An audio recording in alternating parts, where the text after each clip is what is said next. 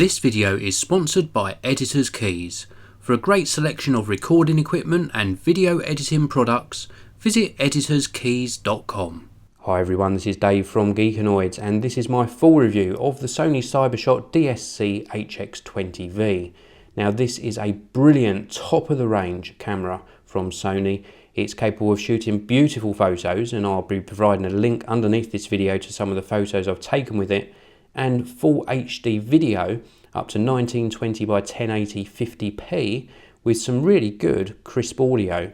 If you watch all the way to the end of this video, you will see some links that will take you to various videos that I've made about this camera.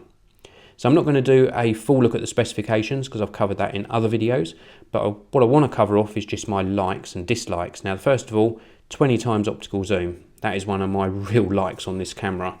Let me just show you that in action. So we're at the widest angle at the moment, and then let's zoom all the way in, and you can see the lens extends quite a way, and then let's zoom back out to the widest angle. Now at the widest angle it's about 28mm, so it's a nice wide angle lens and it is crystal clear. Very, very good optics in this camera. Now if I go into playback mode, and again don't forget I will be posting links to these pictures underneath. These are some of the panoramic pictures I've taken. This is just a normal picture, really nice vibrant colours in here. It was a nice sunny day, but they are absolutely superb. And then this is this 20 times zoom lens in action. So here I'm on the top of the cliffs, and you can see just in the distance here, this is a fairground that's set up along the seafront, and then this is it all the way zoomed in. Look at that. Now it has got Sony's steady shot, I think they call it in here, so it's got some image stabilization and it does a really good job. You still have to hold the camera quite still when you're zoomed in at this 20 times end of the lens, but brilliant. And I mean, look at that, that is some good detail in there. So very, very impressed. In fact, I think I can probably zoom in a little bit on the actual photo. There we go. Let's zoom in and have a look round. Look at that. So we've still got really good detail. And as I say, that's at the 20 times end of the zoom.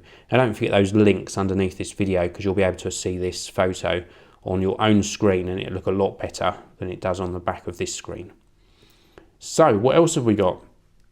Well, the other things I liked was the screen. This is a 921K dot screen. Very, very vibrant. And it just performs very well indeed for previewing the photos back. What wasn't so good was when you're out and about actually taking photos, and that's because it doesn't work well in bright sunlight. In fact, it's virtually unusable when you're taking photos in bright sunlight. A big disappointment. I think if you're going to be using this outdoors, you're going to have to work out some way of building maybe a little shield up here. Maybe we can get on a stick-on accessory to really help the screen along, because it was a big disappointment. Back to the positives though, stereo mics on top, 1080p video on this is glorious, very crisp, very detailed, and these stereo mics produce virtually no background noise at all. So if you're in silence, you're not going to hear much hiss coming from this, so really very impressive. Another thing that I didn't like though, going back to a negative, was the flash position. I'm used to holding a camera like this. Let me just go into photo mode. So let's pop out of there and we'll go into here and we'll force the flash on. So we go flash. We're going to have to go into program mode and then we'll hit the flash button again. And we're going to make the flash come on. So the flash is going to come on automatically and you can see it pops up and it's in the way. Yes, we can push it down, but I'm used to holding the camera like this while I'm out and about, not with my finger positioned like so. So you can get round it, but that is just in the wrong position. It needed to be further forwards. A lot of people have said, why don't they put the flash in the middle? Well, I suppose the lens would get in the way of the flash then, but it's just not ideally positioned. So try and avoid using flash if you can.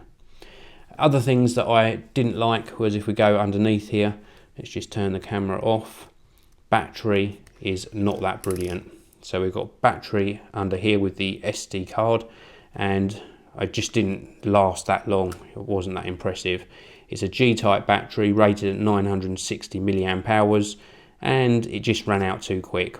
Probably 250 photos and then it was playing up, and if you're doing video it's going to run out even quicker than that. Back to a positive though, we're switching from positives to negatives on this one. Nice size grip. I've got what I would term medium size hands, and it's a nice size and everything falls in a good position. We've even got this little sort of thumb portion here for resting our thumb on. The only thing that was a little bit fiddly was just the movie mode buttons just sort of tucked away in this corner a bit too much. I would have perhaps liked to have seen it just up here somewhere if they could have made room. But apart from that, everything else feels very solid. It's a nicely built camera. It's got great features, 18.2 megapixel sensor in here, good at sort of noise control as well. The low light capability isn't outstanding, but it's perfectly usable, and it's just overall a very good camera. And if you want something that's good for photos and HD video, and you can afford to spend this sort of money, then you're going to get a really good camera. Something I almost forgot is it has got GPS built in as well, so you can tag your photos with the geolocation that you took them in. How much is this going to cost you? £347 in the UK, $399 in the US. It's a lot of money to spend on a compact camera, but it is very, very good indeed when it comes to performance. As I say, the only thing that lets it down is the battery life really, and that screen is not great in direct sunlight.